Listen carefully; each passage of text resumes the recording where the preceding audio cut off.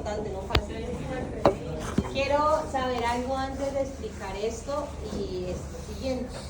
Cuando ustedes, ¿ustedes cómo entienden el nervio accesorio? O sea, que son dos componentes. ¿Qué más tenemos ahí? Que entra y sale, que salió y entró y volvió a salir. Listo, bien, muy bien. Entonces, les voy a comentar algo, porque siempre me gusta como traer cosas que discuten lo que tenemos en la literatura. La descripción clásica es esa que ustedes están mencionando. Hay un componente craneal, que seguramente entonces lo entendemos como es un componente motor voluntario que saldría ¿de dónde? Del ambiguo, ¿cierto? Y un componente espinal, como ustedes también ya lo están. Daniel, por favor, como ustedes están. ¿Qué? Ah, no, Daniel, perdón, es que lo vi de rojo. ¿Cómo es que se llama? Gabriel, por favor, Gabriel. Todas las personas que hablan, adelante. Daniela, sí. Ajá, Gabriel.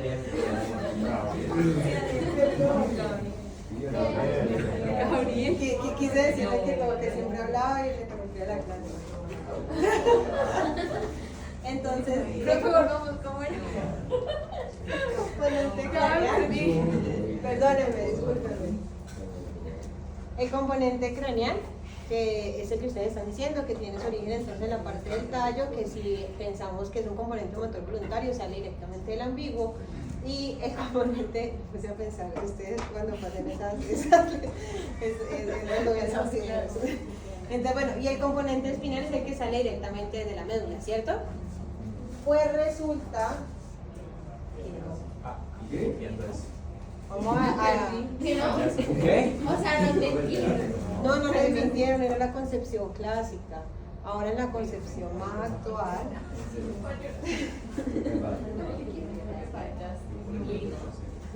En la concepción más actual vemos lo siguiente.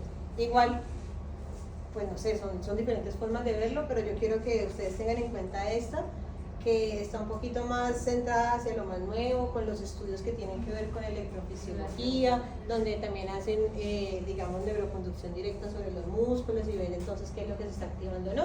Y resulta entonces que lo que dice el nuevo concepto es el siguiente: de donde nace la información, donde nacen directamente las células que llevan los núcleos de las neuronas, mejor dicho, que llevan esa información motora para los músculos esternocleidomastoideo y trapecio, nacen directamente de esta porción de acá, que en algunos libros llaman el núcleo accesorio, o en algunas partes también lo denominan el núcleo ambiguo caudal. Miren acá. Exacto, eso es de la médula. Esta porción de acá es desde C1 hasta C5, más o menos. Los primeros. ¿Cómo? Y ahí hay un núcleo, es decir, van a haber neuronas colinérgicas. ¿Me van siguiendo ustedes hasta acá? Sí. Listo. ¿Qué es lo que dice como lo que estábamos mencionando ahora? La concepción clásica dice que tiene su componente espinal que nace de la médula, sale de la médula en esos primeros segmentos cervicales y ascienden y se meten al cráneo por medio del foramen magno. Y ahí arriba, ya en el foramen magno, se va a encontrar con las fibras del vago y se juntan y después vuelven y se separan, ¿cierto? Okay. Eso es lo que dice que es lo que estamos viendo, por ejemplo. O sea, pero entonces si a mí me preguntan, ¿el nervio accesorio tiene origen en el tallo? La respuesta es no. Vamos para allá es donde quiero que vayamos. Entonces, lo que les estaba mencionando, sale de la parte medular, sigue ascendiendo por la parte del foramen magno, se encuentra entonces con el 10 y después de que se encuentra con el 10 vuelve y se separa, que era lo que nos estaba diciendo ahorita Daniel, ¿no? Como que salía, subía, se juntaba, volvía y se separaba para salir como accesorio. Listo. Antes entonces las personas creían que era el componente craneal y el componente caudal que se juntaban y después se separaban, ¿cierto? Lo que hoy sabemos, o lo que hoy en día sabemos, es que cuando esa información se junta, esa información no es para nada del accesorio, es decir, que esa información del ambiguo no va a ir para el trapecio ni para el esternocleidomastoideo, es decir, que verdaderamente esa información a lo que denominamos esa porción craneal del accesorio Es el vago. Exacto, es el vago. ¡Guau! La fibra se junta. Sí. Vuelve y se separa la función que va al esternocleido y otra función que va como va. Sí, a ver, vamos a, ¿cómo lo explicamos? A ver. Este es la médula, ¿sí? Y aquí salen entonces las ramitas del accesorio espinal. Suben hacia... Ay, sube entonces hacia esta parte de acá y sube hacia el cráneo por el foramen magno. Ahí solo sigue siendo espinal. ¿Me siguen hasta ahí? Después entonces lo que decían es que ese espinal se juntaba con las raíces del vago, y entonces lo que la gente decía era que se juntaban las fibras craneales con las fibras espinales para después separarse, ¿no? Vago y accesorio, saliendo ya por el foramen yugular, que viene el nerviecito vago y el nerviecito yugular, el nerviecito accesorio, perdón. ¿Me siguen hasta ahí? ¿Qué es entonces que lo que nos estamos dando cuenta ahora? Que eso que llamábamos clásicamente el origen craneal del accesorio es verdaderamente vago. Pasa más o menos, por ejemplo, ustedes recuerdan con eso del trigémino y el facial, que a veces usábamos, que a veces usábamos la vía del trigémino, que el facial usaba las vías del trigémino para llegar a esa información. Es básicamente eso, el accesorio usa la vía del vago, pero en ningún momento esa información se comparte. Entonces prácticamente el accesorio es espinal. No tiene, lo que estaba diciendo ahorita Alicia, no tiene su origen real ¿en dónde? En el ambiguo, sino que su origen real va a estar ¿en dónde? En el núcleo accesorio, o también en otro libro lo llaman la porción caudal del ambiguo. ¿Me siguen hasta ahí? Pero entonces cuando tú nos decías que la función del ambiguo era la parte motor de 9, 10 y 11, entonces quitamos el 11. Exacto, ya no hay 11. Lo que pasa es que no iba a ponerme a hacer toda esta discusión cuando estábamos viendo apenas tal. ¿Sí? Todo tiene una razón de ser, es como para que vayamos por poquito. ¿Ustedes imaginan que yo les hubiera explicado esto desde antes? No. Gracias. Dado no. Al menos como para que ya tenemos una información, lo que ahorita lo que hacemos es refinar esa información que tenemos, lo hacemos más específico. ¿Vamos bien hasta ahí?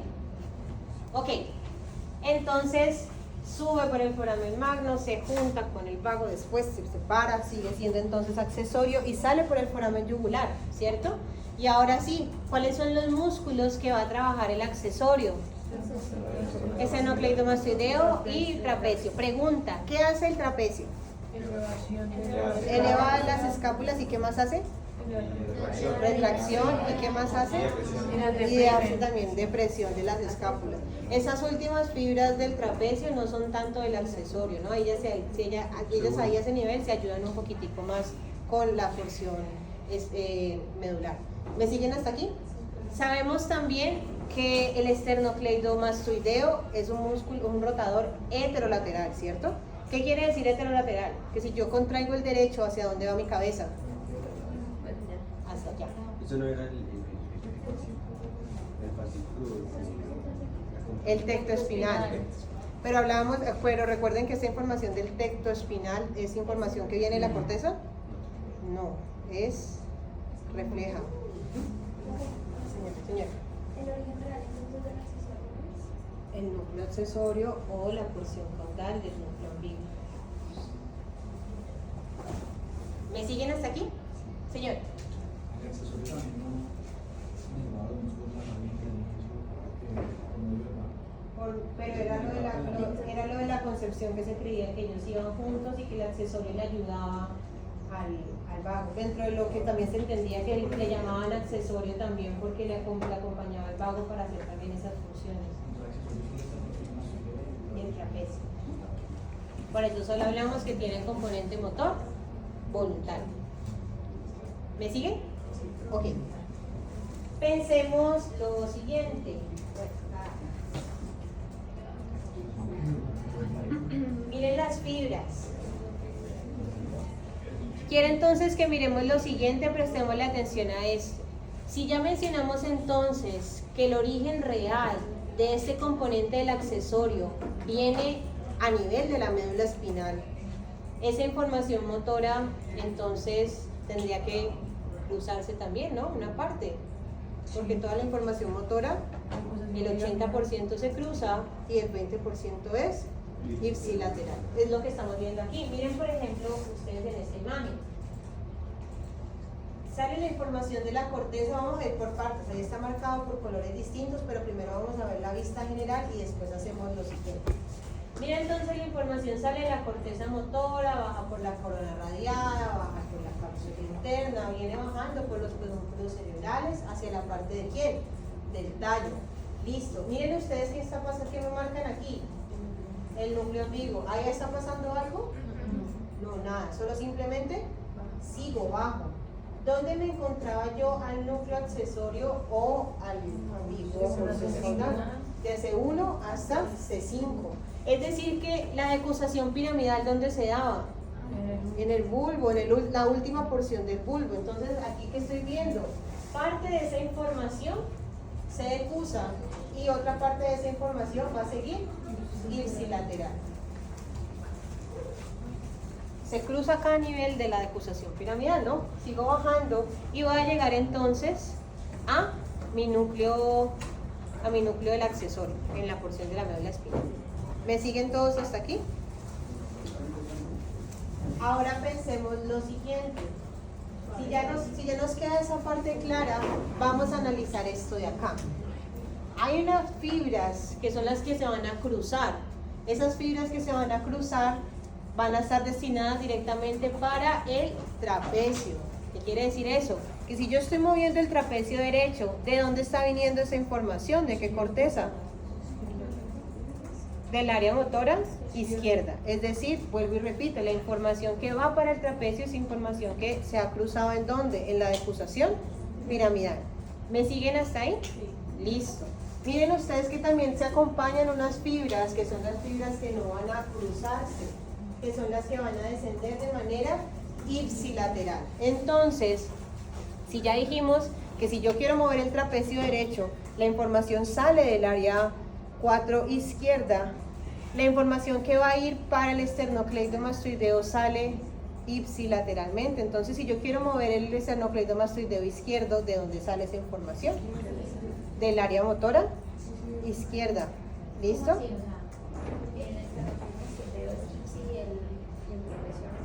Pero miren que yo estoy refiriéndome es de donde viene la información, más no de la función motora.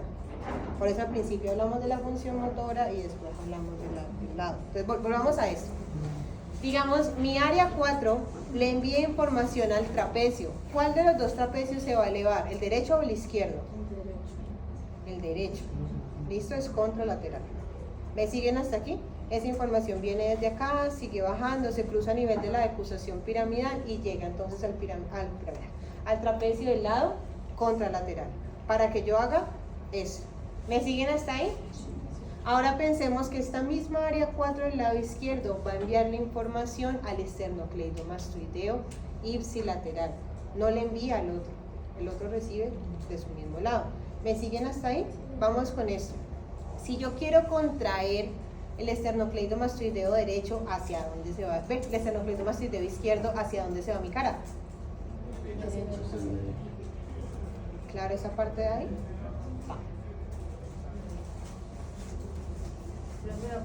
Entonces, Ya vamos a hablar de la lesión.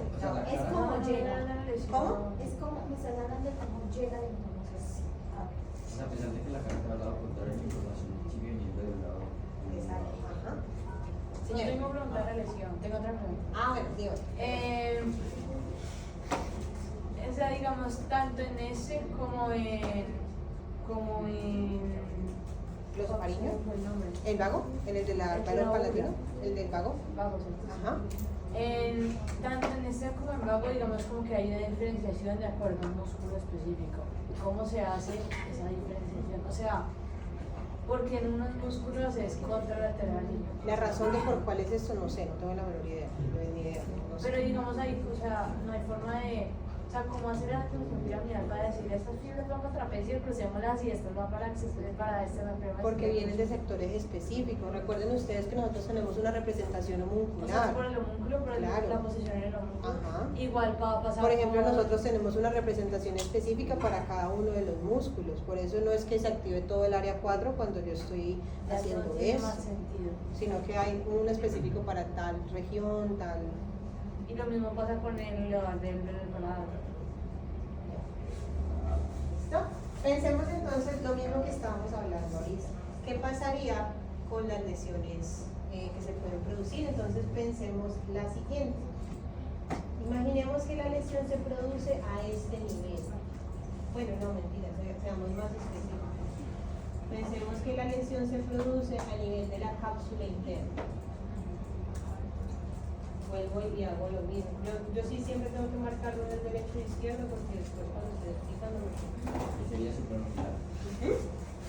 Entonces, estamos aquí, ¿no? Derecho, izquierdo.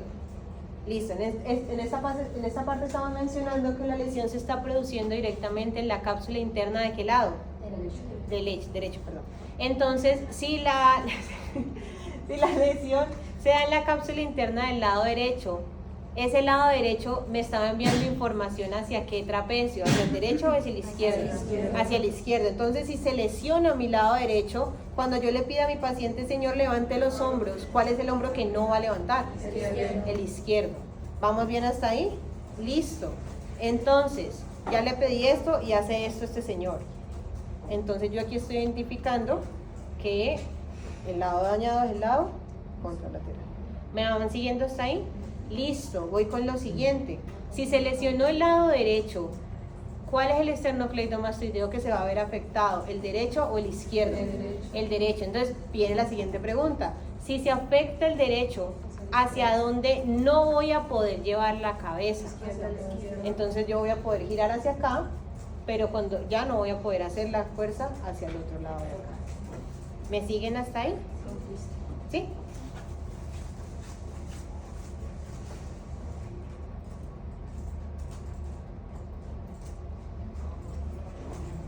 ¿Qué pasaría en las lesiones periféricas?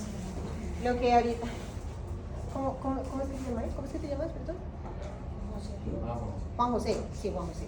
Entonces, por ejemplo, lo que nos está ahorita también diciendo Juan José, ahorita explicamos una lesión supranuclear por encima de los núcleos. Ahora vamos a ver una lesión periférica o infranuclear, que es después de que la información ya ha salido.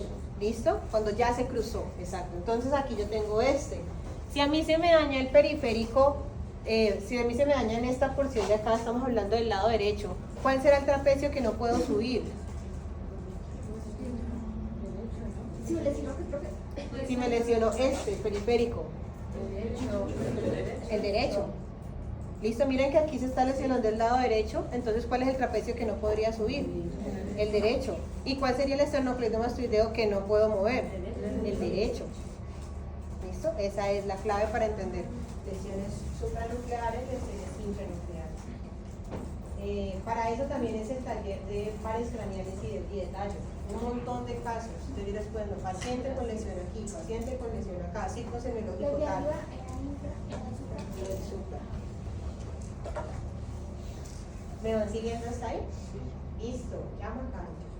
Ya hablamos de esto. El accesorio, y vamos a hablar del último. El hipogloso, el 12º par craneal, tiene también solo un componente, el componente motor voluntario. Ahora sí, pregunto, este componente motor voluntario tenía su propio núcleo, su propio origen. ¿Cuál era? El núcleo del hipogloso. Recordemos entonces esta parte de acá, el núcleo del hipogloso. Ustedes lo ven hacia, si recordamos entonces este cortecito, corte a nivel de quién? De las olivas inferiores. Esta es la parte anterior, que es donde están las pirámides, y esta es la parte posterior donde yo me alcanzo a encontrar el núcleo del hipogloso. Si ustedes se fijan en esta porción de acá, ese núcleo del hipogloso, acá hacia estas porciones de aquí, aparece entonces lo que yo estaría viendo en la cara posterior del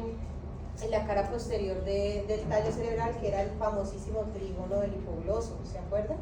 Que mencionábamos el trígono del hipogloso. Esa bolita es lo mismo que ustedes veían en la cara posterior del tallo. ¿Cómo? En fosa romboidea, que yo veía trígono del hipogloso, veía trígono del vago y hacia la punta, hacia ese punto inferior de la fosa romboidea, el ómix. ¿Me siguen hasta aquí? Listo. Miremos entonces que de aquí de este núcleo del hipogloso, ¿qué tipo de neuronas me voy a encontrar aquí? Polimérgicas, multipolares, donde van a salir entonces los axones que van a atravesar desde la parte posterior hacia anterior y voy a salir por mi origen aparente. ¿Cuál es el origen aparente del hipogloso? Es el único par craneal, un nervio craneal que sale por el surco preolivar. ¿Me van siguiendo hasta ahí? Ok.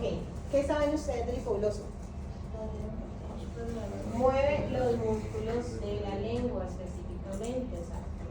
Entonces, ¿cuáles son los músculos de la lengua? Tengo los músculos intrínsecos de la lengua, que si ustedes recuerdan en sus clases de anatomía, eran esos músculos que las fibras longitudinales, las fibras transversas y bueno, hay otros que también ahí se juntaban todos. Eso en cuanto a músculos intrínsecos, que es lo que me permite hacer movimientos más finos de la lengua, ¿no? Y es también lo que le da la apariencia a la lengua de esta forma como un poco como abullonada, ¿cierto? También puedo hacer como, ajá, listo. Los extrínsecos de la lengua vienen siendo el estilogloso, el eugloso y el geniogloso. Lo estamos viendo en esta porción de acá. Quiero que ustedes observen esta información que estamos viendo aquí. De manera general, en esta parte de acá, que es el núcleo del hipogloso, que es información motora, ustedes que están viendo ahí, la información llega de manera bilateral. Muy bien. Si ustedes recuerdan algo de sus clases de anatomía, ¿cómo decían que eran los movimientos del hipogloso? De los movimientos de la lengua, contralaterales, exacto, muy bien. Vamos ahorita a pensar que es también de pronto lo más confuso de entender en esta parte de acá, y es que vamos a ver dos tipos de lesiones también en hipogloso.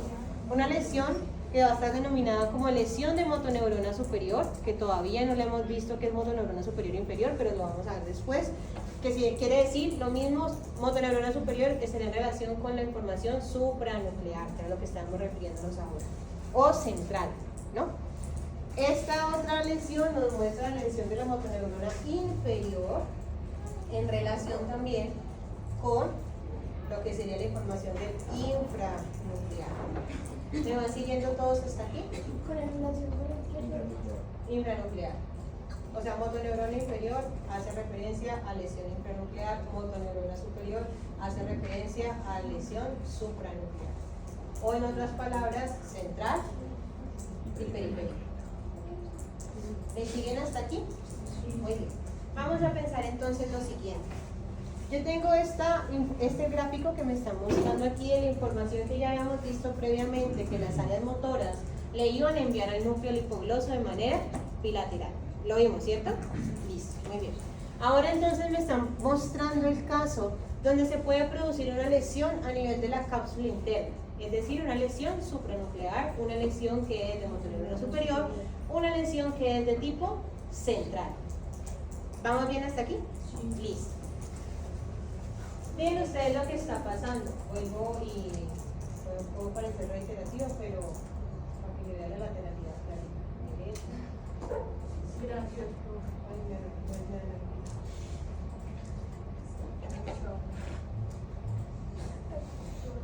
Listo. ¿Qué está pasando acá? El lado derecho me envía información entonces al núcleo del hipogloso de su mismo lado y me está enviando información del núcleo del hipogloso del lado contralateral. ¿Vamos bien hasta ahí? Listo. Aquí entonces estamos viendo que ya no le está llegando información bilateral, contralateral a este núcleo del hipogloso del lado derecho, ¿cierto? Aquí entonces yo alcanzo a observar que, miren lo siguiente, esta información viene en este sentido del lado derecho, que es el lado sano, que es el lado que no tiene compromiso, va a ir a inervar los músculos del lado izquierdo de la lengua. ¿Me van siguiendo hasta aquí? Entonces, si el lado derecho va a inervar los músculos del lado izquierdo de la lengua, ahorita lo que nos estaba mencionando Juan José es una premisa que es importante que tengamos que tener en cuenta. Los músculos se van a contraer de manera contralateral. Entonces, si yo quiero contraerlos del lado derecho, ¿hacia dónde se desvía mi lengua? perdón, lo hice bien, dije revés. Estoy del lado derecho acá, ellos van a inervar. Entonces, si esta del lado izquierdo, si ellos se contraen, ¿hacia dónde va a estar dirigida mi? Hacia el lado derecho.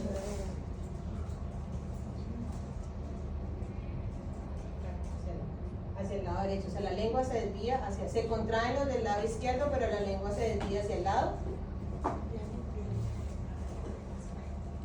Se contraen los del lado izquierdo, pero la lengua se está desviando hacia el otro lado, ¿sí? Yo creo que lo dije al revés, ¿o no? No, está bien. Está bien. Vuelve y lo repito porque creo que se entendió al revés. La información sale del lado derecho, como ellas se cruzan, entonces este núcleo ambiguo es el lado izquierdo, me está enviando información para los músculos de la lengua del lado izquierdo. ¿Listo? Porque dijimos que también envía información contralateral. Esta información entonces, cuando se contraen los músculos del lado izquierdo, la lengua no se va para el lado izquierdo, la lengua se va para el lado derecho. Esto es lo que indica que en las lesiones supranucleares o de motoneurona superior o de tipo central, la lengua se desvía hacia el lado sano. ¿Listo? ¿Cómo es eso? ¿Cómo? ¿Cómo así que se desvía al lado sano? Se desvía hacia el lado sano. Entonces, por ejemplo, el lado de la Ah, sí, porque percusión sale al izquierdo, izquierdo. o sea, la lengua está apuntando al lado que no le pasó nada. Así. Listo. Vengo en esta parte de acá también. ¿Qué pasaría entonces en el lado contrario cuando la lesión se produce de forma periférica? Entonces volvamos a pensar lo mismo. Si la lesión se produce de manera periférica, quien debería estarse contrayendo, perdón, la información que no le estaría llegando es la información a qué lado, al lado izquierdo. Listo. Pero entonces, como el lado izquierdo no está recibiendo información, la lengua no va a poder ir hacia el lado derecho. Entonces la lengua se va a desviar ¿hacia dónde? Hacia el lado malo, hacia el lado de la lesión. Entonces, en ese orden de ideas, cuando la lesión es a nivel central, la lengua se desvía hacia el lado sano. Cuando la lesión es a nivel periférico, la lengua se desvía hacia el lado enfermo.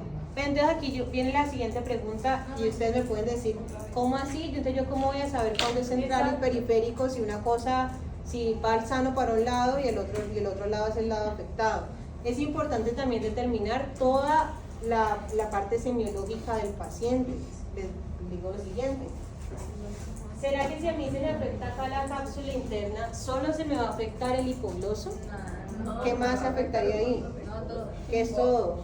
Que es todo un poco que preciso.